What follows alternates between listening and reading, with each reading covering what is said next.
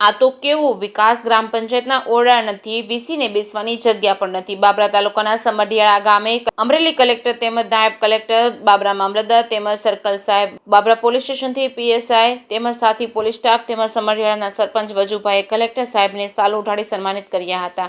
ગામને પડતી હાલાકી કે ગામના સ્થાનિક પ્રશ્નોની વિસ્તૃતમાં ચર્ચા કરી તેમજ લેખિતમાં રજૂઆતો કરી હતી. ગામના તલાટી, મંત્રી અને તાલુકા પંચાયતના અધિકારીઓ અને ગામના લોકો પણ હાજર રહી પ્રશ્નો જણાવ્યા હતા અને કલેક્ટરે સમઢિયાળા ગામને આ તકે 5 લાખની ગ્રાન્ટ પણ આપી હતી અને તેવું સમઢિયાળાના સરપંચે જણાવ્યું હતું. વધારે વાત કરીએ તો સમઢિયાળા ગામમાં 2007થી રોડ આજ લગી બન્યો નથી. શાળા તેમજ આંગણવાડી નજીક પવનચક્કીઓના પોલ નાખેલા છે. અવારનવાર ફરિયાદ કરી છે. સંકલનમાં તેમજ સ્વાગત કાર્યક્રમમાં ગૌચરમાં પવનચક્કીઓના પોલ ઉભા કરે છે. કલેક્ટર સાહેબ તેમજ પ્રાંત અધિકારી સાહેબ, મામલતદાર તેમજ તાલુકા વિકાસ અધિકારીની ઓફિસમાં સંકલન સ્વાગતમાં રજૂઆતો કરી હતી. ગામના નાણાં પંચ સિવાય અન્ય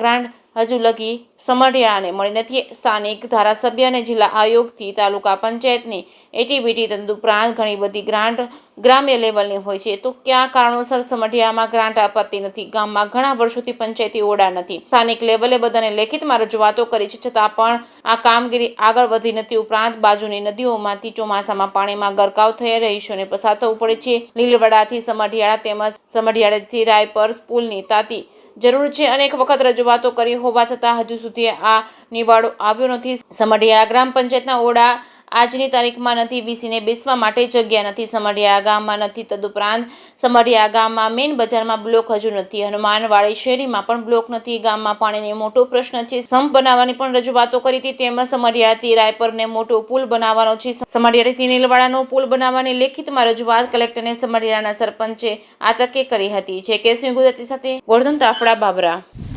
હું સમઢિયાળા ગામથી સુસરા દેવસીભાઈ સામતભાઈ સરપંચ તરીકે સેવા આપું છું.